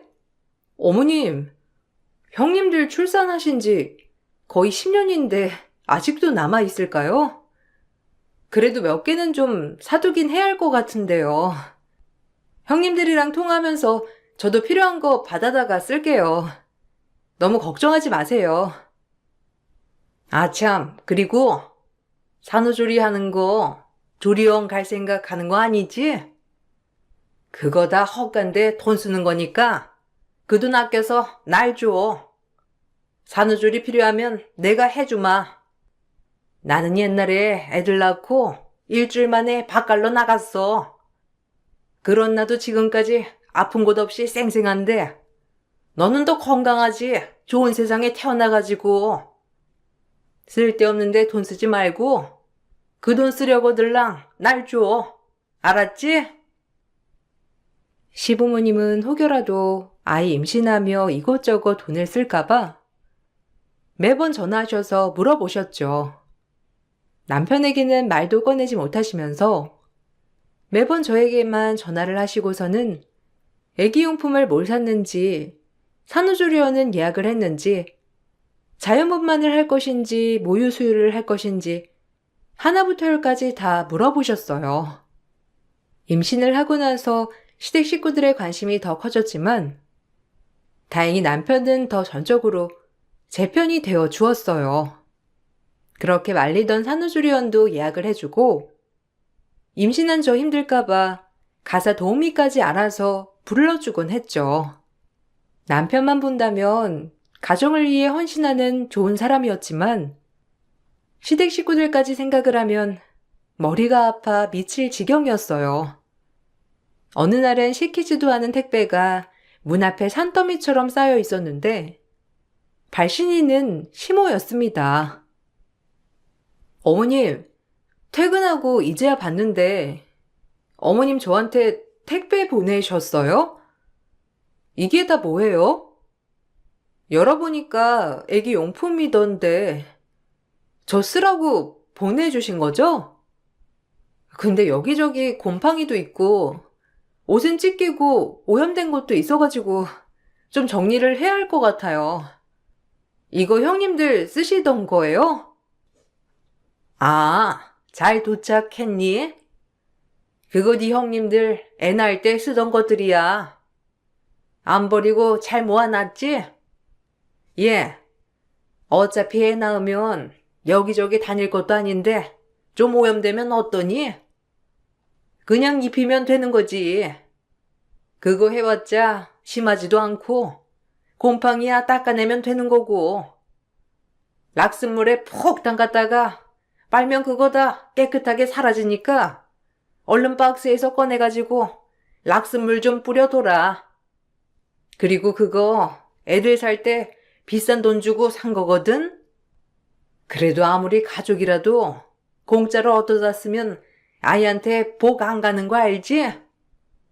네 형님들한테 감사하다고 성의 표시는 해야 되니까 집집마다 50만 원씩 보내자. 네? 제가 내일이면 휴직이기도 하고요. 출산 준비도 해야 하고 앞으로 들어갈 비용도 생각을 해야 해서 50만 원씩 각 집에 보내는 건 좀 무리일 것 같아요. 남편한테 말해야 하는데 어머님도 아시다시피 남편도 별로 좋아하지 않잖아요. 그래도 어머님이랑 형님들께서 애쓰게 보내주신 건데 제가 남편한테는 잘 말해볼게요. 잘 말해보는 게 뭐가 있니? 그냥 50만 원씩 보내. 그거 너 다 사려고 하면 50만 원으로는 택도 없는 거 모르지? 네가 아직 뭘 몰라서 그런 거지. 아무리 10년 지난 거라고 해도 육아용품은 또 건강하게 태어난 내 기운도 있고 그래서 중고로 많이 쓰는 거야. 그리고 현욱이한테 말해서 뭐 하려고 그래? 바깥일 하는 애가 집안일까지 신경을 써야 되겠니? 현명하게 생각하자, 은주야. 어느 순간부터 남편에게 말하겠다고 하면 시댁 식구들은 바깥일하는 남편을 집안일까지 신경 쓰게 한다면서 저를 나무라셨죠. 상의도 없이 무조건 물건을 보내놓곤 돈을 요구하니 정말 미치고 팔짝 뛸 노릇이었어요. 참다 참다 이건 아니다 싶을 때면 남편에게 말을 했는데 남편이 아무리 난리를 쳐도 시댁 식구들은 꿈쩍도 안 하더라고요. 그렇게 결혼한 지 1년이 지날 때까지 전 사랑하는 남편과 지긋지긋한 시댁 식구들 사이에서 스트레스를 받고 있었어요. 그러던 중 남편이 결국 빵 터지게 된 사건이 발생했습니다. 한동안 어떻게든 저에게 돈을 받아보려고 안달이셨던 시모가 결국 집까지 찾아왔던 거죠. 만삭이라 출산일만 기다리고 있었던 집에 갑작스럽게 시모는 김치통을 가지고 나타나셨어요. 어머, 어머님, 이게 뭐예요? 연락이라도 하시지. 버스 타고 여기까지 오신 거예요? 아이고, 김치는 다 뭐예요? 어머님, 저번에 저희 김치 받았다고 말씀드렸잖아요. 어머님도 이번에는 김치 안 하신다고 하셨잖아요. 제가 그래서 친정에서 당근 김치도 보내드렸는데 아직 김치 안 받으셨어요? 받았다. 안 그래도 내가 그것 때문에 너무 화딱지 나가지고 네 친정에 10만 원 김치값이라고 드렸니? 내가 그거 듣고 나서는 얼마나 열불이 터지던지 내가 화가 나가지고 이렇게 김치 담가왔어. 이거 유기농 김치 10포기니까 봉사료 1,000만 원 당장 나한테 보내. 어떻게 하늘 같은 시댁은 무시하고 친정에서 김치 받아오면서 돈 줄 생각을 하니? 너 무사히 애 안 낳고 싶냐? 네? 지금 그게 무슨 소리를 하시는 거예요? 제가 어머님한테도 말씀드렸잖아요. 저희 집에서 김치 담글 거라고. 그래서 김치 안 하셔도 되고 어머님 김치 담그시면 제가 도우러 가겠다고도 했잖아요. 근데 어머님께서 김치 안 하신다고 해서 저는 당연히 저희 집에서 김치 같이 담그고 값 드린 건데. 너 지금 나한테 말대꾸하니? 내가 다른 거 말하는 것도 아니고 원래 친정엄마는 딸한테 막 퍼주는 거야. 어떤 친정엄마가 딸한테 돈 받으면서 김치 해주니? 이거 유기농으로 농약 하나도 안 치고 기운 배추로 담근 거니까 네 엄마가 대충 만든 김치보다 더 귀한 거거든? 그러니까 1,000만 원 내놔. 그동안 우리가 많이 참았는데 이젠 도저히 안 되겠다. 지금 도대체 뭐 하는 겁니까? 하다 이제는 집까지 찾아와요? 많이 참은 건 엄마가 아니고 저예요. 여보, 이 잡쓰레기들 다 버려. 어디서 귀한 와이프한테 그딴 압박을 해요? 시모는 갑자기 나와 김치통을 낚아채는 남편을 보고선 깜짝 놀라 아무 말도 못 하시더라고요. 사실 남편은 제 출산일에 맞춰 휴가를 낸 상황이었고 이걸 몰랐던 시모는 난리를 피웠던 거였는데 남편은 김치통과 함께 시모를 끌고선 밖으로 나갔습니다. 몇 시간 후에 돌아온 남편은 눈물 콧물 범벅이 되어 있더라고요. 워낙 자기보다 절 먼저 생각했던 사람이었기 때문에 그 속이 얼마나 문드러졌을까 싶어 꼭 안아줄 수밖에 없었죠. 남편은 왜 자신이 시댁에 무뚝뚝했는지 그동안의 얘기를 해줬습니다. 사실 시댁에서는 자긴 그저 돈줄일 뿐이었다고 하더라고요. 딸만 줄줄이 낳던 시모는 마침내 아들을 낳았고 그렇게 시댁당과 집을 받게 되셨다고 하셨어요. 그전까지는 가난하고 찢어지게 살다 아들을 낳고 나서 갑자기 돈이 생기게 된 거죠. 그렇게 받은 돈만 믿고선 시댁 식구들은 일도 제대로 하지 않고 탱자탱자 쓰기만 했고 결국 남편이 대학에 갈 때쯤에는 집만 빼고 모든 재산을 다 탕진했다더라고요. 다행히 대학은 남편이 공부를 잘해 장학금을 받으며 다니게 됐지만 그 후로 생계가 힘들었던 시부모가 계속해서 손을 벌리면서 남편은 대학 시절부터 시댁 식구들 생계를 책임졌다고 해요. 아무리 알바를 해도 혼자서 누나셋과 부모님을 부양하기는 어려웠고 결국 대출까지 받게 되고 그럼에도 불구하고 시댁에서는 아들이니 남편이 부양하는 게 당연하다고 취급을 한 거였어요.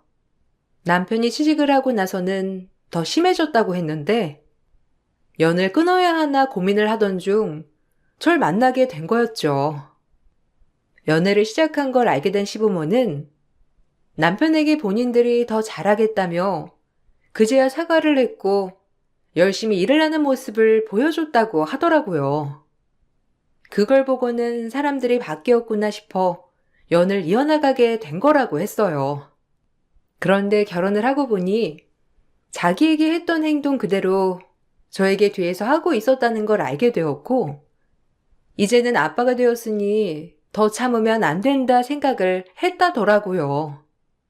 남편이 엉엉 울며 털어놓는 얘긴 저에게도 충격이었는데, 돈줄로만 봤던 아들이라니 참 마음이 아프더라고요. 그동안 남편은 다른 지역으로 정근을 신청했고, 저희는 빠르게 이사를 가게 되었어요. 나중에 시간이 흐르고 큰 신우가 제 바뀐 번호로 연락이 왔죠. 올케, 잘 지내고 있어? 우리 조카는 잘 크지? 올케한테 전화를 해야 할까 말아야 할까 고민 많이 했어. 현욱이가 다시 한번 연락하면 우리 시댁에 다 얘기할 거라며 말했었거든. 엄마 아빠도 마음은 그게 아니셨을 텐데 삶이 힘드셔서 그랬던 거야. 이해하지? 현욱이랑 얘기 다시 하고 싶은데 아직은 좀 이른 것 같아서. 그래도 올케가 옆에서 좀 얘기를 꺼내주면 안 될까? 형님, 저 남편한테 다 들었어요. 고등학교 때부터 아르바이트 시켜서 그 돈 다 가지고 가시고 대학교 때도 아르바이트 한 돈 다 달라고 하고 취업하고서도 남편한테 돈 달라고 하시고 안 주면 회사까지 쫓아와서 난리를 피우셨다면서요. 형님들 결혼할 때 결혼자금 보태주라고 내내 괴롭히시고 형님네들도 똑같이 그러셨다면서요. 근데 어떻게 제가 다시 가족들이랑 연락하라고 하나요? 옳게, 그거 다 오해야. 우리 집은 아들이 현욱이 하나잖아. 엄마 아빠가 현욱이 하나만 보고 살았어. 시골 어른들 다 똑같지 뭐. 우리도 그러고 싶어 그런 게 아니라 하여튼 오해가 있어서 그런 거야. 올기가 한 번만 현욱이한테 잘 말해주면 안 될까? 사실 엄마 아빠 지금 사기죄로 감옥 가게 생겼어. 노인네들 감옥 가게 그냥 둘 순 없잖아. 합의금만 좀 어떻게 안 될까? 남편 이름 팔아서 사기친 거요? 그거 형님들도 같이 사기 치셨잖아요. 저희 남편 이름 팔아가지고 저희가 모를 줄 아세요? 남편이 그거 알고 자기는 앞으로 고아라고 부모고 형제고 아무도 없다고 한 거예요. 어떻게 뻔뻔하게 저한테 이렇게 전화를 할 수가 있죠? 염치가 있으면 평생 속죄하면서 살아야죠. 사람이 어떻게 이렇게 뻔뻔할 수가 있어요? 평생을 그렇게 뜯어먹고도 모자라서 이름까지 팔아먹어요? 다시 한번 전화하면 압박으로 고소할 겁니다. 다시는 전화 남편 앞에 나타나지 마시고 소식도 전하지 마세요. 남편이 연을 끊기 전 시댁 식구들은 돈 나올 곳이 없으니 남편 이름을 팔아 돈을 여기저기 빌리고 다녔더라고요. 남편이 대기업에 다니고 있으니 사원증을 보여주면서 잘못되면 대출받아 다시 갚을 수 있다며 돈을 빌렸던 거죠. 거기다가 남편이 병원비로 한번 큰돈을 이체한 내역이 있었는데 그걸 가지고 매달 받는 용돈이라고 속이며 돈을 빌렸다고 하더라고요. 시부모가 빌린 돈을 갚지도 않고 뻔뻔하게 나오자 채무자들은 남편을 찾아가기 시작했고 그 사실과 더불어 저에게 유기농 김치를 가져다 주면서 돈을 달라고 한 것까지 더해 결국 폭발하게 된 거였어요. 시부모는 사기죄로 처벌을 받게 되었고 그나마 남아있던 시골집도 경매로 넘어가 버렸다고 하더라고요. 얼마 전 마지막 소식을 듣고선 남편은 저와 오랜만에 술 한잔 마시며 씁쓸한 표정을 지었어요. 자신이 무너졌던 이유도 가족이었지만 지금까지 버티게 됐던 이유도 가족이라며 저와 아이에게 고맙단 말도 해주었어요. 가족이라는 게 참 뭔지 많은 생각이 들었어요. 앞으로 남편과 저 그리고 아이까지 이렇게 세 식구 똘똘 뭉쳐 잘 이겨내 보려고요. 출산을 하고 나서 1년여 동안 저희는 행복하게 잘 지내고 있어요. 사실 천륜을 끊는다는 게 쉽지 않은 선택이라는 거 알고 있지만 남편은 꿋꿋하게 잘 견뎌내고 있답니다. 그렇지만 주변에서는 아직도 아들 하나 믿고 사는 부모를 버렸다고 하시는 분들도 있거든요. 여러분들은 어떻게 생각하시나요? 사연 들어주셔서 감사합니다. 여러분들은 서로 아껴주고 위해주는 가족들과 함께 하시길 바랄게요. 안녕하세요. 저는 얼마 전에 예비 시댁 사람들의 이해할 수 없는 행동 때문에 파혼하게 된 30대 중반 여자입니다. 정말 어렵게 고민하고 결정한 결혼이었는데 한순간에 모든 게 무너지게 되니 지금도 감정 상태가 좋은 건 아니네요.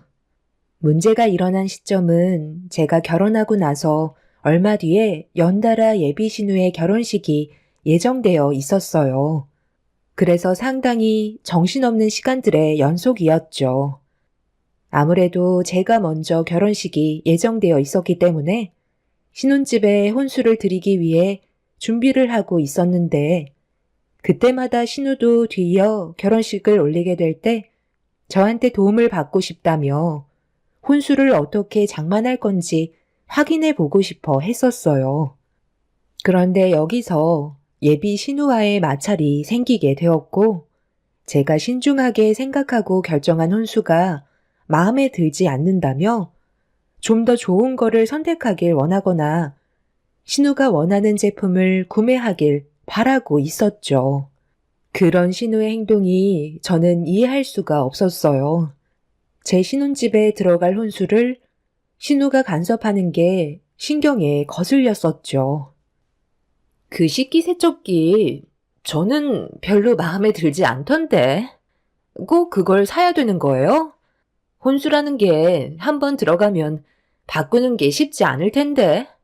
저 같으면 돈을 더 주고서라도 최고급 식기세척기를 선택할 것 같아요. 그리고 디자인도 별로 마음에 들지 않고 집안 분위기랑 어울리지 않을 것 같은데. 오늘 같이 다니면서 느낀 건데 가전 쪽은 제가 좀 더 보는 눈이 좋은 것 같아요. 새언니가 선택한 제품들이 결혼 생활할 때 실사용을 할지도 의문이고 괜히 돈 낭비하는 거 아니에요? 아가씨는 저한테 지적을 하러 온 거예요?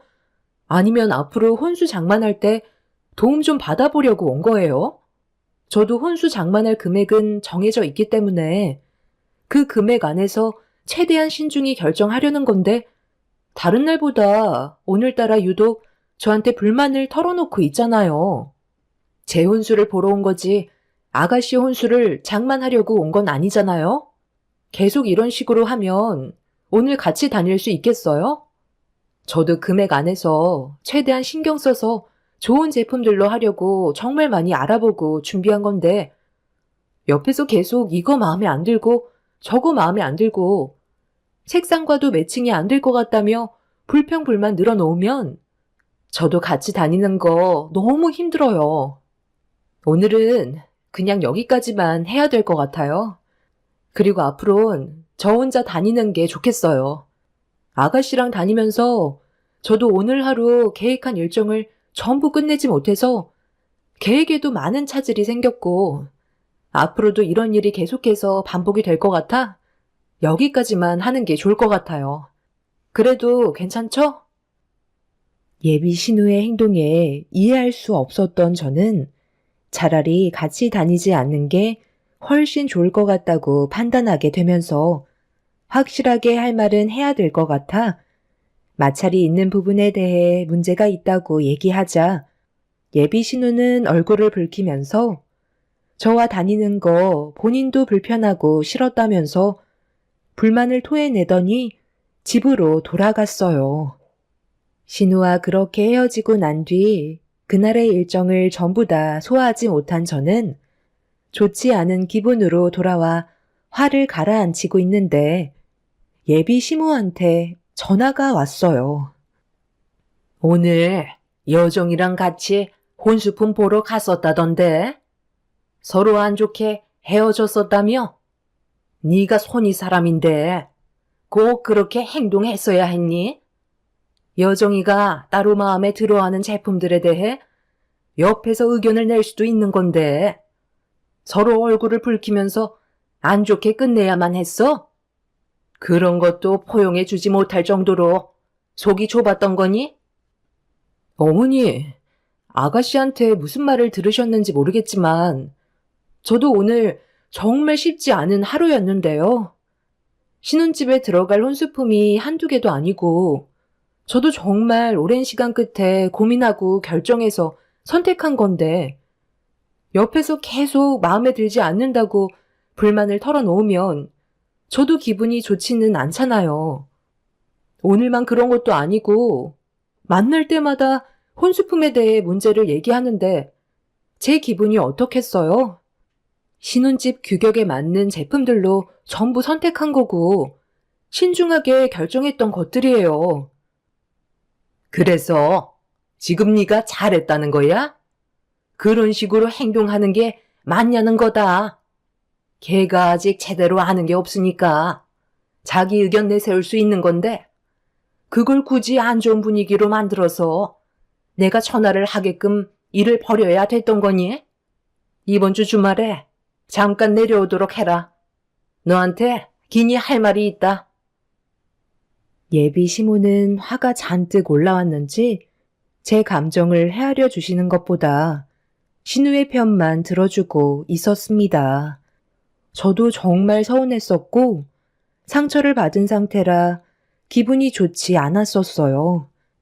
그리고 예비 신랑이 신우와 저와의 관계에 문제가 생기면서 시모까지 간섭하게 되자 일이 좀 커졌다는 걸 듣게 되었는지 바로 저한테 전화가 왔지만 예비 신랑의 반응이 저를 당황스럽게 만들었습니다.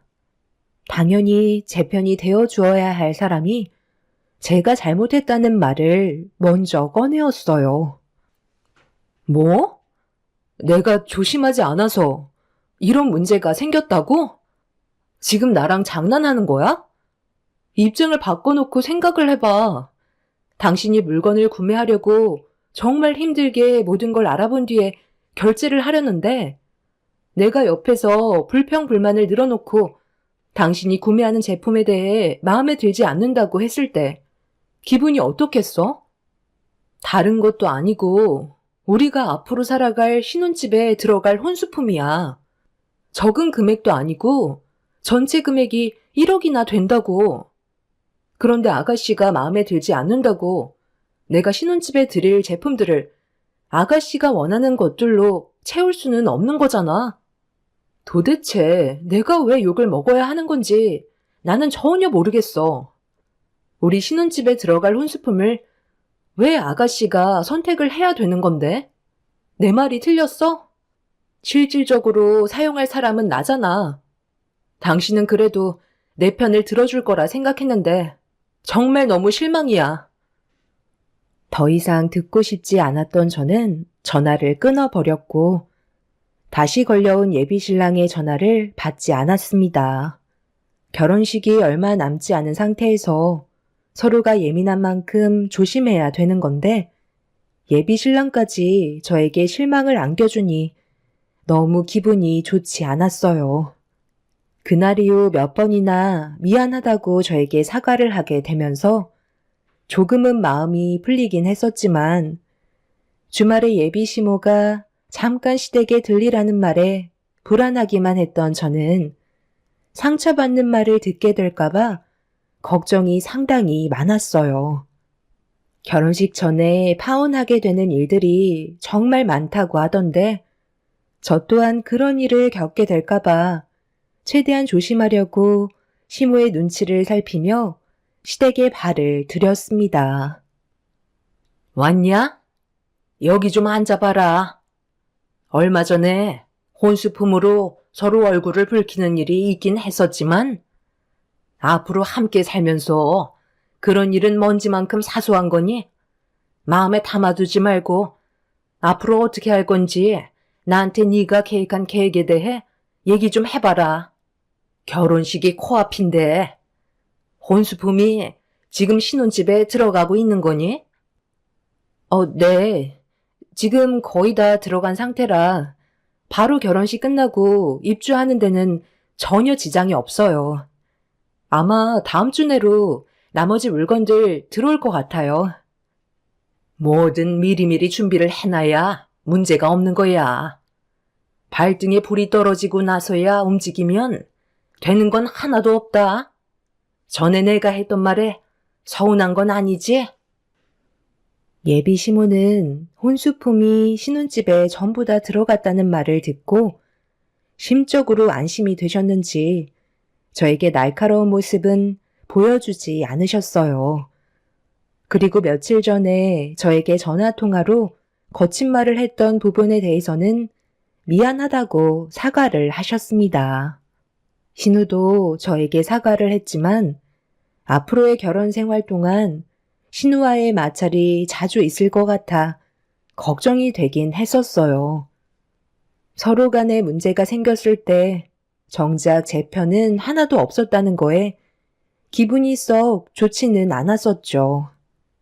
예비 신랑도 결혼식이 끝나면 정식적인 남편이 될 텐데 예비 시모와 신우의 말만 듣고 제 편에서는 조금도 들어주려 하지 않았다는 거에 처음으로 혼란이 찾아왔었죠. 예비 신우와 혼수품을 같이 보러 다니기 전까지는 전혀 알지 못했던 새로운 모습들을 발견하게 되면서 나중에 의견 차이가 생겼을 때 전과 같은 문제가 안 생길 거라는 보장이 없기 때문에 분명 또 다른 마찰이 뒤따라올 것 같아 오지도 않은 걱정을 미리 하게 되었죠. 말로는 더 이상 얼굴 붉힐 일은 없을 거라 했지만 불안한 마음은 털어내지 못했습니다. 그렇게 긴장 속에서 시댁 식구들과의 시간을 보낸 뒤 준비했던 혼수품이 예정대로 전부 다 신혼집에 전부 들어가게 되었고 깔끔하게 배치된 가전 가구들을 보면서 앞으로 있게 될 예비 신랑과의 결혼 생활을 상상하며 신혼집에 문을 닫고 집으로 돌아왔습니다. 그런데 제가 마지막으로 집에 다녀간 이후 일주일쯤 지났을 때 저희 부모님께서 신혼집을 어떻게 꾸며 놓았는지 확인해 보고 싶어 하셔서 가족들을 데리고 신혼집을 가게 되었는데 문을 열려는 순간 충격적인 일들이 저를 당황스럽게 만들었고 예비 신랑이 왜 신혼집 비밀번호를 바꿔 놓았는지 알 수 없었던 저는 전화를 걸어 어떻게 된 거냐고 물어보게 되었죠. 갑자기 어떻게 된 거야? 집 비밀번호가 바뀌어 있는데 당신이 바꿔놓은 거야? 나한테 연락을 주지 않아서 비밀번호 바뀐 줄 모르고 있었거든. 번호가 뭐야? 지금은 들어갈 수가 없어. 나중에 내가 설명할 테니까 지금은 들어가지 않았으면 좋겠는데. 아버님 어머님이랑 신혼집 앞에 벌써 도착한 거야? 나는 당연히 비밀번호가 바뀌지 않았을 거라고 생각을 했었지. 그래서 지금 들어가지 못한다는 거야? 부모님께서 집 구경하고 싶으셔서 먼 길을 오셨는데 그냥 현관 비밀번호 알려주면 안 돼? 크게 문제될 거 없으면 그냥 한번 둘러보기만 하면 되는 거잖아. 우리가 들어가지 못할 이유도 없는 건데 왜 안 된다는 거야? 그게 지금 좀 곤란한 상황이야. 오늘은 그냥 돌아가 주면 안 될까? 나중에 다 설명해 준다니까. 당신한테 뭐 하나 해주고 싶어서 나도 준비하고 있는 중이라서. 예비 신랑은 저를 위해 무언가를 준비했다며 신혼집 비밀번호를 알려주지 않았어요. 이벤트를 따로 계획하고 있는 것 같아 그런 노력을 물거품으로 만들고 싶지는 않아 부모님께 좋게 설명을 드린 뒤 오신 김에 부모님을 모시고 외식을 하러 가게 되었죠. 그런데 며칠이 지나도 신혼집 비밀번호를 계속해서 알려주지 않고 공개를 하려 하지 않길래 뭔가 느낌이 좋지 않아 저도 한계에 다다르기 시작했고 예비 신랑의 행동이 좀 지나친 것 같아 불만을 털어놓게 되었지만 예비 신랑은 끝까지 신혼집 비밀번호를 알려주지 않았습니다. 꼭 저를 놀리는 것 같은 행동을 보인 예비 신랑의 태도에 결국 화가 머리끝까지 올라오고 말았죠. 제가 극도로 화를 내자 예비 신랑도 당황했는지 제대로 말을 이어나가지 못했고 끝까지 비밀번호를 알려주려 하지 않자 결국 저는 잠긴 도어록을 열어줄 수 있는 출장 기사를 불러 강제로 문을 여는 방법을 선택하게 되었습니다. 그렇게 출장 기사님의 도움으로 현관문이 열리게 되었고 결혼식을 일주일 앞두고 신혼집에 발을 들인 순간 저는 너무 큰 충격을 받아 신발도 벗지 않은 채 집 안으로 달려 들어가게 되었고 눈앞에 펼쳐진 광경에 떨리는 손으로 예비 신랑에게 전화를 거는 순간 제가 문을 강제로 여는 걸 막으려 했는지 거친 숨소리를 내며 회사에서 신혼집에까지 사색이 된 얼굴로 급하게 온 예비 신랑과 마주치게 되었어요.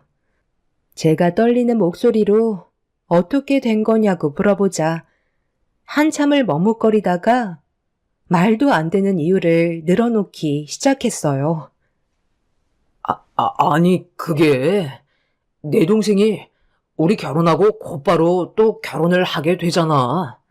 그런데 혼수품에 좀 문제가 있어서 당신이 준비한 걸 일단 좀 빌리기로 했었어. 그래서 며칠 사이에 당신이 준비한 혼수품들을 전부 동생이 살게 될 신혼집으로 옮기게 됐는데 내가 오빠이다 보니 결혼 선물로 뭐를 좀 해줘야 할 거 아냐. 어차피 우리는 다시 천천히 맞춰가도 되잖아.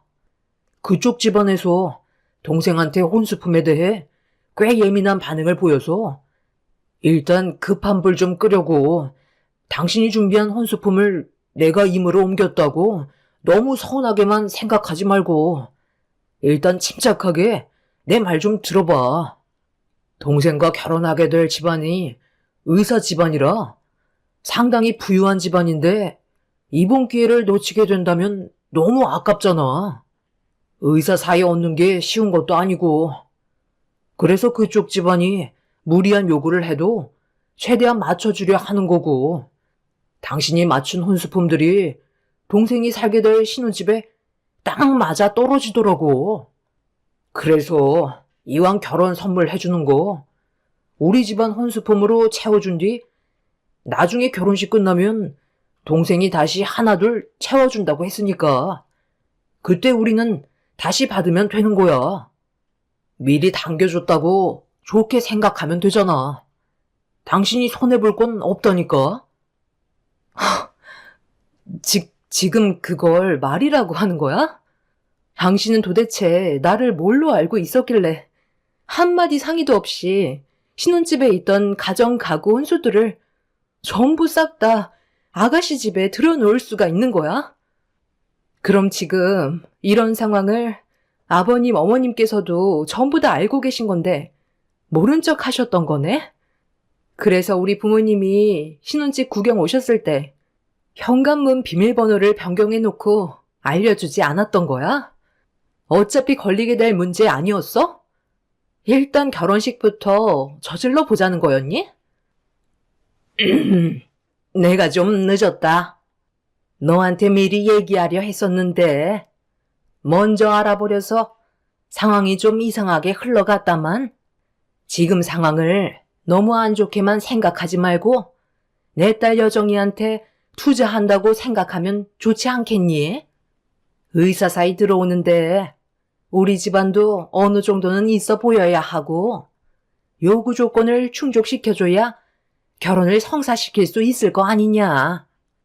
너희들은 어차피 크게 내세울 것도 없고 그냥저냥 살면 될 테지만 내 딸 여정이는 이번 기회를 절대로 놓치면 안 될 만큼 두 번 다시 오지 않을 중요한 순간이다. 그러기 때문에 최대한 좋게 끌고 가야 하지 않겠니? 지금 당장은 네가 살게 될 신혼집에 혼수품들이 눈앞에 사라져서 너무 당황스럽고 화가 나겠지만 미래를 보라는 거야. 나중에 충분히 되돌려 받을 수 있고 여정이가 네가 준비했던 혼수품보다 더 좋은 것들로 채워준다고 했다니까. 그래서 저와는 한마디 상의도 없이 일을 저지르셨다는 거잖아요. 제가 반대할 게 뻔하고 그렇게 되면 의사 사이 보는데 문제가 생기니까 일단 일은 저질러 보자는 거 아니었나요? 뭔가 상당히 착각하고 계신 것 같은데요. 저 아직 어머니 집안의 며느리가 아니에요. 결혼식 올리지 않았고 혼인신고 서류에 도장은 찍지도 않았다고요. 그런데 지금 이게 뭐 하시는 거죠? 능력도 없는 집안에서 의사 사이는 보고 싶은데 무리한 혼수품 요구에 돈은 없으니까 제가 들여온 혼수품으로 어떻게든 해결 보시려 한 것 같은데 저는 지금의 행동에 대해 이해할 수도 없지만 받아들이고 싶지도 않네요. 저희 그만 파혼하겠습니다. 어머, 새언니, 제가 다 해명할게요. 제가 하자고 그랬어요. 이 집에 있던 혼수품 저희 신혼집으로 옮겨달라고 오빠한테 부탁한 거예요. 대충 얘기 들으셨겠지만 다른 것도 아니고 의사 집안이에요. 돈이 그냥 들어오는 거라고요. 새언니가 준비한 혼수품 그거 결혼식 끝나면 어렵지 않게 채워줄 수 있다고요. 그러니까 이번만 딱 눈 감아주시면 안 될까요? 1억밖에 안 되는 가정가구 혼수 그것보다 더 좋은 것들로 꽉꽉 채워드릴게요. 한 번만 눈 감아주세요. 제가 오죽급했으면 여기까지 뛰어왔겠어요. 우리 별것도 아닌 일 크게 만들지 말자고요. 손해볼 거 없으니까 지금 당장 앞만 보려 하지 마시고 나중에 새언니한테 들어올 여러 가지 혜택들을 생각해 보세요. 훨씬 더 많은 이득을 취하실 수 있어요. 그러니 너무 극단적으로만 분위기를 몰아가지 않으셨으면 좋겠어요. 그렇게 해주실 수 있죠? 그래서 내가 혼수품 보려고 따라왔었을 때 이미 전부 계획을 하고 있었던 거네. 이 사실을 나만 모르고 있었던 거고 당신이랑 아가씨랑 어머님께선 혼수품이 신혼집에 전부 들어오게 되면 한꺼번에 옮기려고 작정한 거였네요. 어머님이 그래서 혼수품은 신혼집에 다 들어갔는지 다시 한번 확인해 보려고 물어보신 거였어요. 저는 그것도 모르고 이 사람이 나한테 이벤트를 해준다고 그래서 상당히 들떠 있었는데 정말 저에게 엄청난 충격을 안겨준 이벤트였네요. 더 이상 할 말 없고 지금 이 상황 상식적으로 이해도 되지 않으니까 그만 파혼하겠습니다. 당장 재혼수 비용 그대로 토해내세요. 결혼은 없던 걸로 할게요. 개념을 쌈 싸먹은 예비시댁 식구들의 태도에 너무 화가 난 저는 그 사람들을 도저히 용서할 수가 없었어요. 남의 혼수품을 이용해 자신들의 이득을 취하고 원하는 걸 얻어내려는 계획을 가지고 있었다는 게 납득이 되지 않았었죠. 결국 이런 상황들을 부모님께 전부 다 알리자 경악을 하시면서 당장 파혼하라고 저보다 더 날뛰셨죠. 그런데 한 번 터진 문제는 여기에서 끝나지 않았습니다. 예비 신랑이 준비한 아파트가 알고 보니 시부모님과 예비 신랑이 함께 마련한 아파트가 아닌 대출로 마련한 아파트였던 거죠. 결혼하면 어차피 맞벌이라 함께 갚아도 된다는 생각을 가지고 일단 일을 저질렀던 겁니다. 또 다른 사실을 알게 되면서 너무 화가 났던 저는 당하고만 있을 수는 없었어요. 예비 신랑이 저에게 숨겨왔던 것들이 너무나도 많았기 때문에 화가 머리끝까지 올라온 상태였죠. 시부모님께서 비싼 아파트라며 신혼집에 들어갈 가전가구 혼수품도 그거에 어울리는 물건들로 채워놔야 한다면서 무리하게 요구를 하시더니 저는 예비 신우의 결혼을 성사시키기 위한 일종의 도구에 불과했던 거였죠. 부모님께서는 파혼을 거부하고 있는 예비 시댁 식구들한테 법적으로 소송을 걸었고 저희가 손해본 부분에 대해 보상 처리를 요구하게 되었어요. 하지만 그 사람들은 예비 신우의 결혼식이 코앞까지 다가온 상태에서 모든 걸 물거품으로 만들고 싶지 않았는지 계속 버티며 저희 요구를 들어주려 하지 않았습니다. 결국 예비 신랑이 저희 집에 찾아와 살려달라며 애원을 하기 시작했어요. 원하시는 대로 파혼해 드릴 수 있습니다. 하지만 시간을 좀 더 주시면 안 될까요? 저희 동생 결혼식이 얼마 남지 않은 상태에서 상황을 악화시킨다면 지금까지 계획했던 모든 것들이 한순간에 끝나게 되는 건데, 그럼 저희 가족은 얻을 수 있는 게 아무것도 없습니다. 제가 숨긴 부분들에 대해 화가 많이 나셨겠지만 저 혼자 잘 살자고 이런 일을 꾸민 건 아니잖아요.